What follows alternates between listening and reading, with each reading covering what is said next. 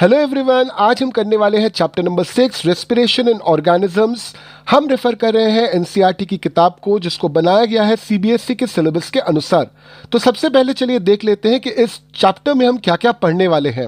First topic रहेगा why do we respire, second topic is breathing, third topic is how do we breathe, fourth topic is what do we breathe out, fifth topic is breathing in other animals, sixth topic is breathing underwater, and the seventh topic is do plants also respire।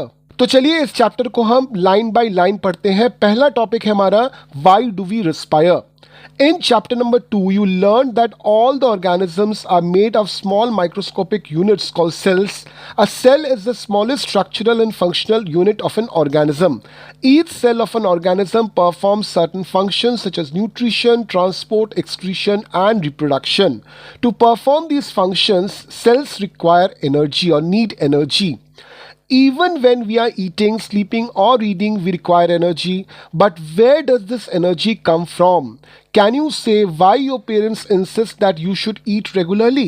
The food has stored energy, which is released during respiration. Therefore, all living organisms respire to get energy from food. During breathing, we breathe in air. You know that air contains oxygen. We breathe out air which is rich in carbon dioxide. The air we breathe in is transported to all parts of our body and ultimately to each cell. In the cells, oxygen in the air helps in breakdown of food. The process of breakdown of food in cells with release of energy is called cellular respiration. Cellular respiration takes place in the cells of an organism.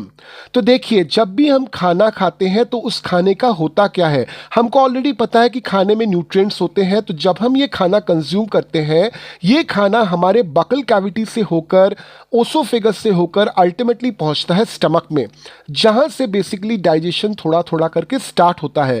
Large part of digestion हमारे small intestine में होता है। Small intestine से होता है process of absorption.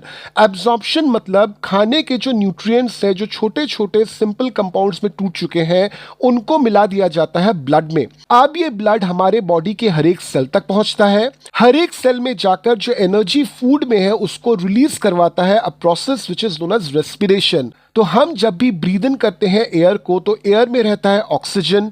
ये oxygen हमको help करता है रेस्पिरेशन में। रेस्पिरेशन हो जाने के बाद एनर्जी रिलीज होता है सेल में, हमारे बॉडी को एनर्जी मिलती है और इसका एक बाई प्रोडक्ट बनता है जिसका नाम है कार्बन डाइऑक्साइड। तो जब हम ब्रीथ आउट करते हैं तो उस ब्रीथ आउट वाले एयर में huge amount of carbon dioxide रहता है। यानी कि रेस्पिरेशन का जो एंटायर प्रोसेस है वो हमारे सेल्स में होता है, और इस तरह के रेस्पिरेशन को हम बोलते हैं cellular respiration. In the cell, the food is broken down into carbon dioxide and water using oxygen. When breakdown of glucose occurs with the use of oxygen, it is known as aerobic respiration. Food can also be broken down without oxygen. This is known as anaerobic oxygen. Breakdown of food releases energy. तो cell में जब भी food का breakdown होता है, अब देखिए food जो आपने कंज्यूम किया उसमें होता है ह्यूज अमाउंट ऑफ ग्लूकोज। तो जनरली होता क्या है कि ग्लूकोज ब्रेकडाउन करता है, एनर्जी रिलीज करता है इन प्रेजेंस ऑफ ऑक्सीजन। तो अगर ऐसा हुआ तो इसको हम लोग बोलते हैं एरोबिक रेस्पिरेशन। मगर कभी कभार ऐसा होता है कि ग्लूकोज ब्रेकडाउन करता है मगर इन एब्सेंस ऑफ ऑक्सीजन, तो इस तरह के रेस्पिरेशन को हम लोग बोलते हैं एनारोबिक रेस्पिरेशन। चाहे एरोबिक रेस्पिरेशन हो या फिर एनारोबिक रेस्पिरेशन हो, जब भी फूड ब्रेकडाउन होगा तो उससे एनर्जी रिलीज होती है। You should know that there are some organisms such as yeast that can survive in absence of air. They are called anaerobes. They get energy through anaerobic respiration. In absence of oxygen, glucose breaks down into alcohol and carbon dioxide. तो कुछ ऐसे organisms होते हैं जैसे east हो गया, जिनको हम बोलते हैं एनारोब्स। क्यों बोलते हैं? क्योंकि इनमें पूरी तरह से एनारोबिक रेस्पिरेशन होता है। जब भी एरोबिक रेस्पिरेशन होता है वो होता है इन प्रेजेंस ऑफ ऑक्सीजन, बनता है carbon dioxide, water and energy. जब भी एनारोबिक रेस्पिरेशन होता है वो होता है इन एब्सेंस ऑफ ऑक्सीजन, तो उससे बनता है alcohol, carbon dioxide and energy. यानी कि दोनों इक्वेशंस को ध्यान से देखिए, एरोबिक में आपको वाटर मिलता है, एनारोबिक में आपको अल्कोहल मिलता है। तो अभी हमने ईस्ट की बात की जहां पे एनारोबिक रेस्पिरेशन होता है जिसकी वजह से प्रोड्यूस होता है अल्कोहल। तो इसलिए अल्कोहल, जिसको हम हिंदी में बोलते हैं शराब या मदिरा, इसका जब प्रोडक्शन होता है तो उस समय ईस्ट का इस्तेमाल किया जाता है। एट द सेम टाइम हमारे बॉडी में भी कभी कभार एनारोबिक रेस्पिरेशन होता है। Our muscle cells can also respire anaerobically but only for a short time when there is temporary deficiency in oxygen. During heavy exercise, fast running, cycling, walking for many hours और weight lifting, the demand for energy is high but the supply of oxygen to produce the energy is limited. Then anaerobic respiration takes place in the muscle cells to fulfill the demand of energy. इस तरह के anaerobic respiration में energy release होती है और साथ में release होता है लैक्टिक एसिड। यानी कि जब भी आपने बहुत सारा मेहनत किया, बहुत देर तक आप चले, आपने एक्सरसाइज की या फिर आपने दौड़ा, तो उस समय या फिर साइकिलिंग की मान लीजिए, तो उस समय क्या होता है कि आपके बॉडी को ऑक्सीजन की ज़रूरत बहुत ज़्यादा बढ़ जाती है क्योंकि एनर्जी चाहिए होती है। तो इतना ज़्यादा ऑक्सीजन हमको नहीं मिल पाता है, तो हमारे मसल के सेल्स क्या करते हैं, वो एनारोबिक रेस्पिरेशन परफॉर्म करते हैं जिसके जरिए वो एनर्जी की कमती को पूरा कर लेते हैं। मगर जब ये एनारोबिक रेस्पिरेशन हमारे मसल सेल्स में होता है तो वहां पे रिलीज होता है lactic acid. Have you ever wondered why you get muscle cramps after heavy exercise? The cramps occur when muscle cells respire anaerobically.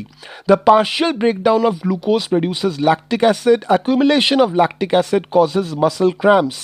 We get relief from muscle cramps after hot bath or massage. Can you guess why it is so? Hot water bath or massage improves the circulation of blood. As a result, the supply of oxygen to the muscle cells increases. The increase in supply of oxygen results in complete breakdown of lactic acid into carbon dioxide and water. तो हमको muscle cramps क्यों होते हैं? अभी हमने पढ़ा कि muscles को जब प्रॉपर अमाउंट में ऑक्सीजन नहीं मिल पाती है मगर उनका एनर्जी का डिमांड काफ़ी हाई होता है, तो वहाँ पे होता है anaerobic respiration.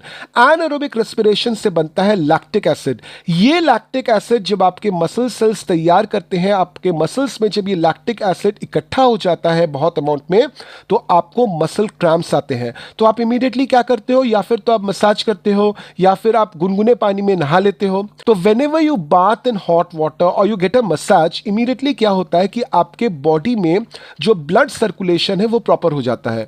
Blood circulation proper होगा तो ऑक्सीजन उन सेल्स को वापस से ठीक तरह से मिल जाएगा जहां पे एनारोबिक रेस्पिरेशन हो रहा था। ऑक्सीजन के प्रेजेंस में ये लैक्टिक एसिड वापस से टूट जाता है इन कार्बन डाइऑक्साइड एंड वाटर। चूंकि लैक्टिक एसिड की मात्रा कम हो गई तो इमीडिएटली आपका क्रैम्प जो है वो ठीक हो जाता है। अब चलिए चलते हैं सेकेंड टॉपिक पे, that is breathing. Close your nostrils and mouth lightly and look at the watch. What do you feel after some time? How long will you able to keep both of them closed? Note down the time for which you could hold your breath. So now you know that you cannot survive for long without breathing. Obviously अगर आप अपनी सांस रोक लोगे तो आप बहुत देर तक सांस नहीं रोक पाओगे। तो अगर आपको जिंदा रहना है तो इसके लिए आपको ब्रीथ करना पड़ेगा। Breathing means taking air rich in oxygen and giving out air which is rich in carbon dioxide with the help of respiratory organs. The taking in of air rich in oxygen into the body is called inhalation, and giving out of air rich in carbon dioxide is known as exhalation. It is a continuous process which goes on all the time and throughout the life of an organism. तो हर एक organism breathe in करता है, उस process को हम लोग बोलते हैं inhalation. breathe out करता है, उस प्रोसेस को हम लोग बोलते हैं exhalation. और breathing हर organism में तब तक रहेगा जब तक वो particular organism जिंदा है। The number of times a person breathes in a minute is termed as breathing rate. During breathing, inhalation and exhalation takes place alternatively. A breath means one inhalation plus one exhalation. तो एक इंसान एक minute में कितने बार breathe in करेगा और breathe out करेगा उसको हम लोग बोलते हैं ब्रीद इन रेट।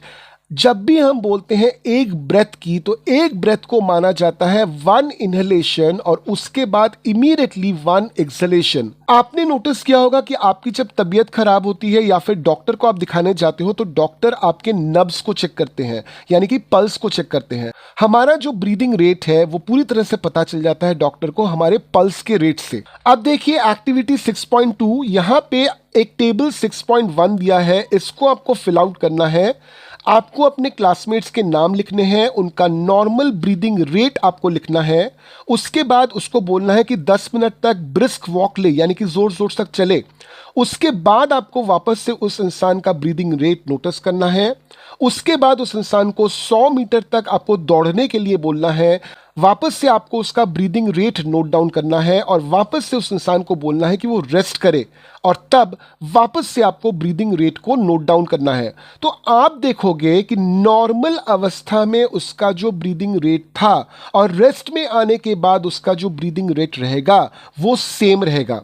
जबकि जब वो 10 मिनट तक ब्रिस्क वॉकिंग करेगा तो उसका ब्रीदिंग रेट नॉर्मल से काफ़ी हाई हो जाएगा।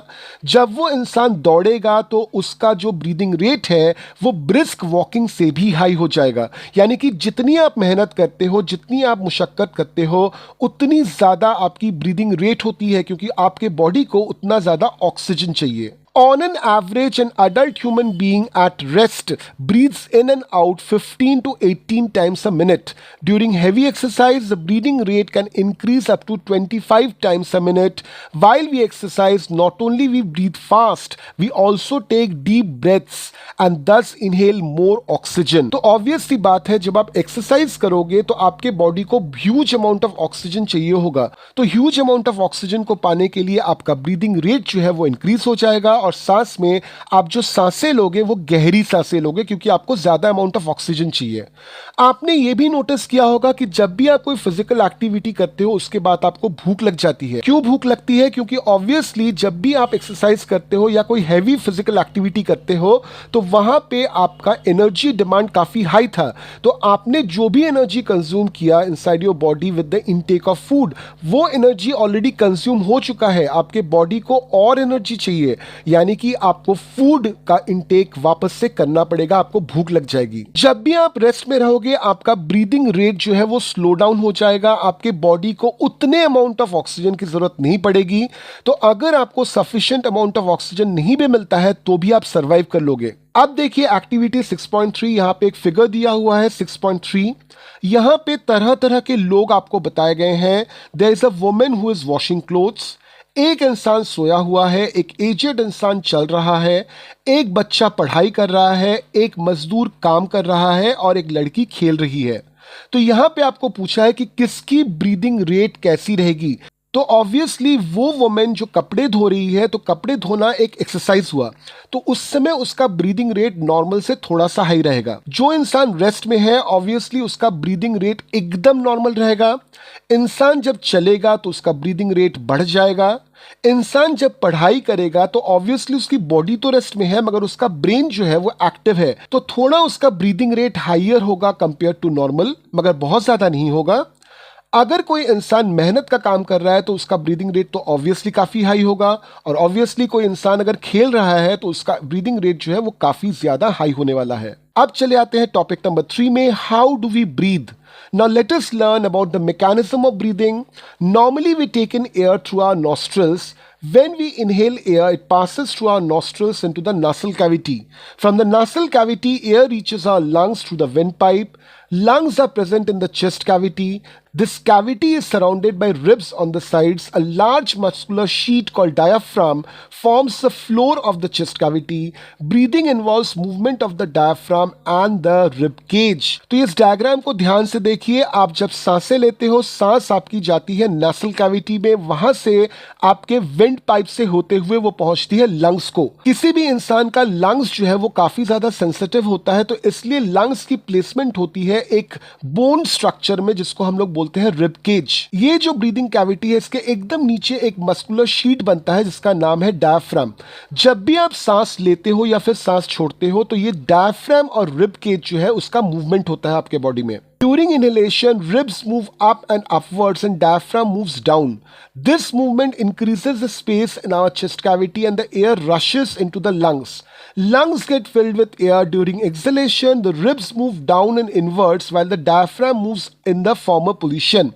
This reduces the size of the chest cavity and the air is pushed out of the lungs.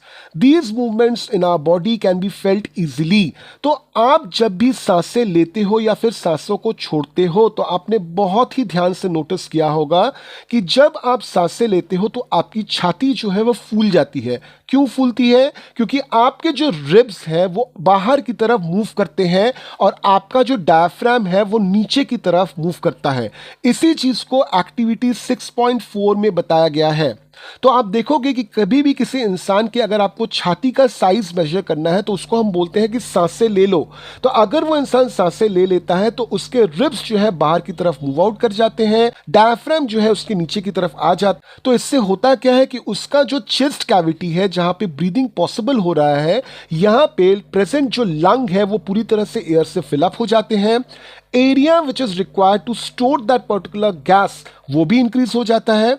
जबकि जब भी कोई इंसान ब्रीथ आउट करता है तो उस समय क्या होता है कि उसके रिब्स जो है वो वापस से मूव इन कर जाते हैं, वापस से अपने पहले वाले पोजीशन में चले जाते हैं और डायफ्राम भी जो है वो भी मूव बैक कर जाता है। तो इससे क्या होता है कि लंग्स में जो एयर है उस एयर को पूरी तरह से पुश आउट करने में यानी कि एक्सहेल करने में हमको ये मदद करता है। इसका डायग्राम आप देखोगे एक्टिविटी 6.5 में दिया हुआ है। आपने सुना होगा कि स्मोकिंग डैमेजेस लंग्स। तो होता क्या है कि जब भी कोई इंसान स्मोकिंग करता है तो सिगरेट का जो धुआं है वो उसके लंग्स तक पहुंचता है, उसके लंग्स को डैमेज करता है। At the same time smoking वाले एयर में होते हैं बहुत सारे ऐसे केमिकल्स जो कैंसर कॉज कर सकते हैं। आपने ये नोटिस किया होगा कि सांस जब आप लेते हो तो आप नाक से भी ले सकते हो, एट द सेम टाइम मुंह से भी ले सकते हो। आप दोनों जगह से सांसें ले सकते हो, that is nasal passage as well as oral cavity. अब ये जो हवा हम ब्रीद इन करते हैं उसमें होते हैं बहुत सारे unwanted particles like smoke, dust, pollen. तो जब भी हम एयर को इनहेल करते हैं थ्रू आवर nasal कैविटी तो हमारे नाक में छोटे छोटे हेयर होते हैं जो इन पार्टिकल्स को ट्रैप कर लेते हैं।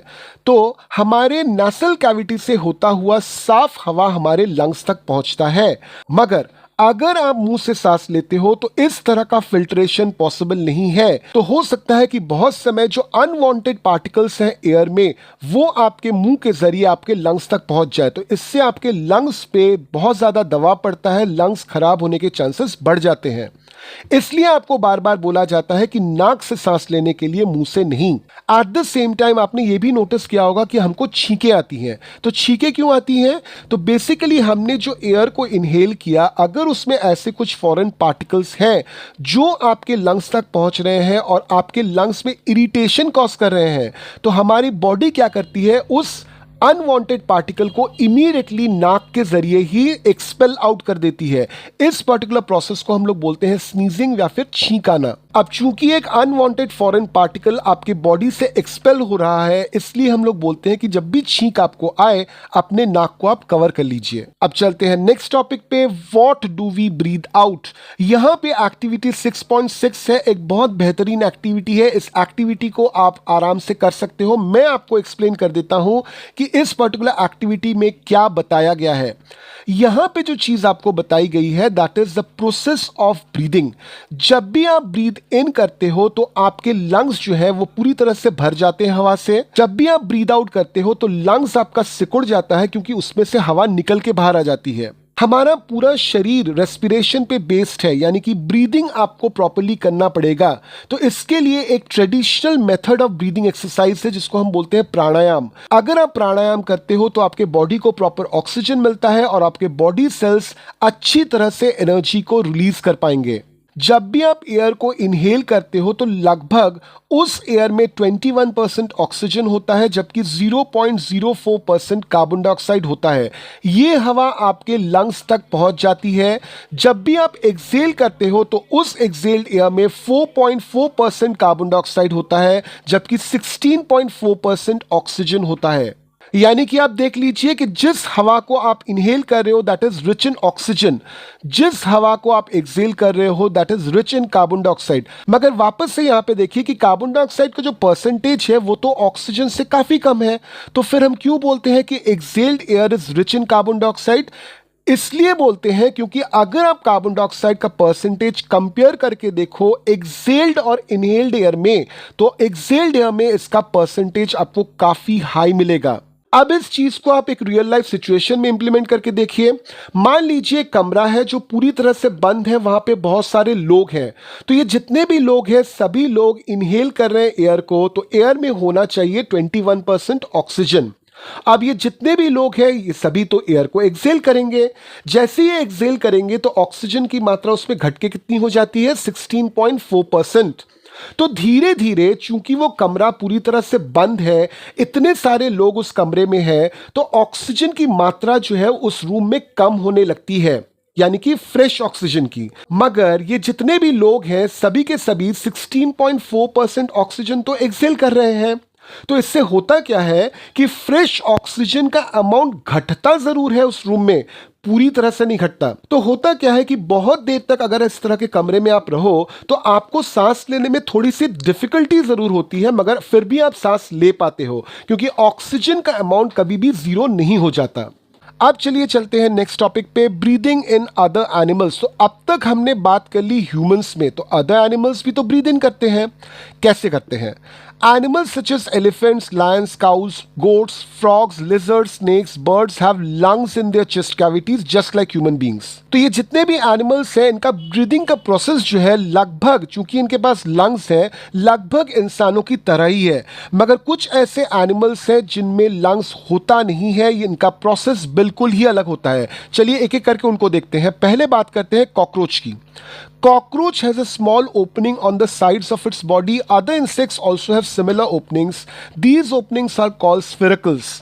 Insects have network of air tubes called as trachea for gas exchange. Oxygen-rich gas rushes through the spiracles into the tracheal tubes, diffuses into the body tissues and reaches every cell of the body. Similarly, carbon dioxide from the cells goes into the tracheal tubes and move out through the spiracles. These air tubes or trachea are only found in insects and not in any other group of animals. तो cockroach की अगर बात करें, cockroach की तरह जितने भी बाकी इंसेक्ट्स की अगर बात करें तो इनमें दो इंपॉर्टेंट ऑर्गन्स होते हैं। एक, छोटे छोटे पोर्स होते हैं इनके बॉडी के साइड्स में जिनको हम लोग बोलते हैं स्फेरिकल्स, और साथ में एक ऑर्गन होता है, एक नेटवर्क ऑफ एयर ट्यूब्स होता है जिसको हम लोग बोलते हैं ट्रैकिया। तो स्फेरिकल्स के जरिए ये ऑक्सीजन रिच एयर को इनहेल करते हैं, इसको भेज देते हैं ट्रैकिया को। ट्रैकिया पहुंचा देता है इस ऑक्सीजन रिच एयर को हर एक बॉडी सेल में, वहां पे रेस्पिरेशन परफॉर्म होता है। रेस्पिरेशन के बाद जो कार्बन डाइऑक्साइड बना वो कार्बन डाइऑक्साइड वापस से चला आता है ट्रैकिया को, ट्रैकिया से ये चला जाता है स्फेरिकल्स को, एंड फाइनली स्फेरिकल्स से ये ब्रीद आउट हो जाता है। अगर हम अर्थवर्म की बात करें तो the skin of the earthworm feels moist and slimy on touching. Gases can easily pass through them. Though frogs also have a pair of lungs like human beings, they can also breathe through their skin which is moist and slippery. Earthworm, frog, इनका skin जो है ये इनका breathing organ है। इनका skin जो होता है ये काफ़ी स्लिपरी होता है, काफ़ी ज़्यादा मॉइस्ट होता है, यानी कि भीगा भीगा टाइप का होता है। इस स्किन में होते हैं छोटे छोटे पोर्स जिनके जरिए ये ब्रीद इन ब्रीद आउट का प्रोसेस कर सकते हैं। फ्रॉग के पास दो ब्रीदिंग ऑर्गन्स होते हैं, एक रहा ये स्किन और दूसरा है कि फ्रॉग के पास लंग्स भी होता है। अब एक स्पेशल केस की हम बात करते हैं, ब्रीदिंग अंडर वाटर। तो मछलियां पानी के नीचे कैसे ब्रीद करती हैं? You have studied in class 6 that gills in fish help them to use oxygen dissolved in water. Gills are projections of the skin. Gills are well supplied with blood vessels for exchange of gases. तो जितनी भी मछलियां होती हैं ये पानी के अंदर रहने वाले ऑर्गेनिजम्स होते हैं, इनके पास होते हैं जनरली गिल्स। गिल एक प्रोजेक्शन ऑफ स्किन होता है जिसमें बहुत सारे ब्लड वेसल्स रहते हैं। तो मछली जब भी सांस लेती है, ऑक्सीजन रिच एयर को इनहेल करती है, ये ऑक्सीजन गिल्स के जरिए डायरेक्टली ब्लड वेसल्स में चला जाता है, जहां से वो सेल्स में जाता है, जहां पे परफॉर्म होता है रेस्पिरेशन। वापस वहां से कार्बन डाइऑक्साइड बाहर आता है, गिल्स के जरिए वो कार्बन डाइऑक्साइड पानी में छोड़ दिया जाता है। अब बात करते हैं कि प्लांट्स में रेस्पिरेशन कैसे होता है। तो प्लांट्स में हमने ऑलरेडी पढ़ रखा है कि प्लांट्स में होते हैं स्टोमेटा। अब स्टोमेटा जो होता है वो लीव्स ऑफ प्लांट्स में होता है for exchange of oxygen and carbon dioxide. अब ये ऑक्सीजन सप्लाई प्लांट के अपर पार्ट ऑफ बॉडी यानी कि शूट पोर्शन को, शूट मतलब वो पोर्शन ऑफ द प्लांट जो मिट्टी के ऊपर है, उसको तो सर्वाइव करने के लिए हेल्प करेगा, मगर रूट वाले पोर्शन में जब भी रेस्पिरेशन होता है तो उसके लिए ऑक्सीजन प्लांट को कहां से मिलता है? तो रूट में होते हैं छोटे छोटे एयर स्पेसेस। ये एयर स्पेसेस जो सॉइल है वहां से ऑक्सीजन को अंदर की तरफ खींच लेते हैं, यानी कि रेस्पिरेशन इनके जरिए होता है इन द रूट सिस्टम। तो अगर आप किसी भी प्लांट को ज्यादा पानी दे दो तो क्या होगा? ज्यादा पानी रहेगा तो सॉइल से रूट को ऑक्सीजन खींचने में, ऑक्सीजन को एब्जॉर्ब करने में मुश्किल हो जाएगी। अगर root of the plant oxygen को प्रॉपर्ली सॉइल से एब्जॉर्ब नहीं कर पाएगा क्योंकि आपने बहुत ज्यादा पानी डाल के रखा हुआ है, तो क्या होगा? ऑक्सीजन के एब्सेंस में वो रूट धीरे धीरे खत्म हो जाएगा या फिर मर जाएगा। इसलिए आपको बोला जाता है कि पानी जो है प्लांट्स को एक सही मात्रा में ही देनी चाहिए। तो इससे ओवर हो जाता है हमारा चैप्टर। पेज नंबर 67 में चले आइए, एक्सरसाइजेस को सॉल्व कर लेते हैं। Question number 1, why does an athlete breathe faster and deeper than usual after finishing a race? तो when an athlete runs, obviously उसके बॉडी में ऑक्सीजन का डिमांड जो है वो बढ़ जाएगा, एनर्जी का डिमांड जो है वो बढ़ जाएगा।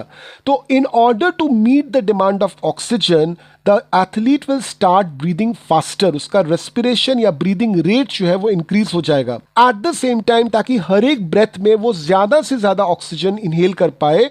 उसकी हर एक ब्रेथ जो है वो डीप हो जाएगी। Question number 2, list the similarities and differences between aerobic and anaerobic respiration. दोनों में दो similarities आपको मिल जाएंगी। First is both of them are cellular respiration, यानी कि ये respiration cells में ही हो रहा है। सेकेंड जो सिमिलैरिटी आपको मिल जाएगी दैट इज दोनों में ही एनर्जी रिलीज होता है।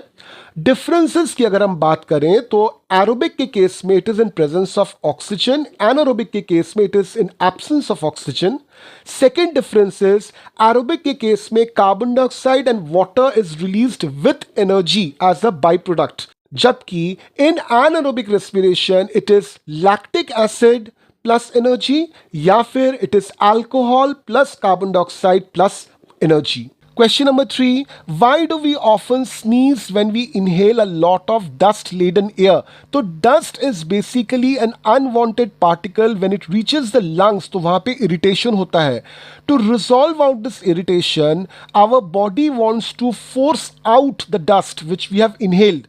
This process is known as sneezing. So that is the reason why हम sneeze करते हैं जब भी हम inhale कर लेते हैं a lot of dust laden air. Question number 4 को देखिए, take 3 test tubes, fill 3/4 of each with water, label them ABC, keep a snail in test tube A, a water plant in test tube B, and in C keep snail and water plant both. Which test tube would have the highest concentration of CO2? Test tube A में आपने रखा snail. Snail जब respiration करेगा oxygen water से लेगा, carbon dioxide छोड़ेगा। Test tube B में आपने रखा प्लांट। प्लांट कार्बन डाइऑक्साइड लेगा, ऑक्सीजन छोड़ेगा। टेस्ट ट्यूब सी में आपने स्नेल और प्लांट दोनों को रखा, तो यहां पे दोनों चीजें एक साथ होंगी कि स्नेल जो है वो ऑक्सीजन लेगा, कार्बन डाइऑक्साइड छोड़ेगा, प्लांट जो है वो कार्बन डाइऑक्साइड लेगा, ऑक्सीजन छोड़ेगा। तो यहां पे टेस्ट ट्यूब ए, बी और सी में अगर आप कंपेयर करके देखोगे तो टेस्ट ट्यूब नंबर ए में ऑक्सीजन की मात्रा वाटर से धीरे धीरे कम हो रही है क्योंकि स्नेल उसको कंज्यूम कर रहा है, एंड कार्बन डाइऑक्साइड की मात्रा यहां पे बढ़ रही है। तो कार्बन डाइऑक्साइड का कंसंट्रेशन हाईएस्ट होगा in the test tube A. Question number 5 में देखिए, आपको करेक्ट आंसर टिक करना है। A, in cockroaches air enters the body through sphericals. B, during heavy exercise we get cramps in our legs due to the accumulation of lactic acid. C, the normal range of breathing per minute of an adult person at rest is 15 to 18. D, during exhalation the ribs move downwards. Question number 6 में देखिए, आपको column 1 के साथ column 2 को match करना है। Yeast alcohol, diaphragm chest cavity, skin earthworm, leaves stomata, fish gills, frog lungs and skin. Question number 7 में देखिए, आपको ट्रू या फॉल्स बताना है। Number 1, during heavy exercise the breathing rate of a person slows down. False, ये बढ़ता है, कमता नहीं है। Number 2, plants carry out photosynthesis only during day and respiration only at night. This is completely false. Photosynthesis obviously day में होता है, क्योंकि फोटोसिंथेसिस के लिए sunlight is a prime requirement. रात को तो आपको सनलाइट मिलेगी नहीं, मगर रेस्पिरेशन जो है ये through out the day possible है। Number 3, frogs breathe out through their skins as well as through their lungs. True. Number 4, fish have lungs for respiration. This is false. Fish के पास होते हैं gills. Number 5, the size of the chest cavity increases during inhalation. Obviously, this is true. Question number 8 में आपको यहां से words निकालने हैं, तो देखिए मैंने आपको सॉल्व करके पूरा दिया हुआ है। क्वेश्चन नंबर 9 को देखिए, the mountaineers carry oxygen with them because. तो माउंटेनियर्स जब माउंटेन्स पे चढ़ते हैं, तो माउंटेन बेसिकली क्या है, ये हाई ऑल्टीट्यूड है। आप जितना सी लेवल से ऊपर की तरफ जाओगे, एयर की डेंसिटी कम हो जाती है, यानी कि ऑक्सीजन का अमाउंट जो है वो कम होता रहता है। तो यहां पे सही आंसर है option number B, the amount of air available to a person is less than that available on the ground. तो इससे ओवर हो जाता है हमारा चैप्टर नंबर 6। चैप्टर नंबर 6 के पूरे वीडियो को ध्यान से देख लीजिए, अपने दोस्तों के साथ शेयर कीजिए। आप खुद और आपके दोस्त दोनों मिलकर हमारे चैनल को सब्सक्राइब जरूर कर लीजिए और बेल आइकन पे प्रेस कर दीजिए। साथ में हम क्लास 7 के मैथमेटिक्स के भी वीडियोस डाल रहे हैं। मैं एक्सपेक्ट कर रहा हूं कि आप उन वीडियोस पे भी नजर बनाए हुए हैं। क्लास 8 के मैथ्स के वीडियोस भी इस पर्टिकुलर चैनल में डल रहे हैं, तो अगर आप किसी को पहचानते हैं जो क्लास 8 में पढ़ता हो, उसको भी आप ये चैनल रेफर कर सकते हैं। तो चलिए वापस आपसे मुलाकात होगी चैप्टर नंबर 7 में, जहां पे हम पढ़ने वाले हैं the topic transportation in animals and plants. Till then, bye bye.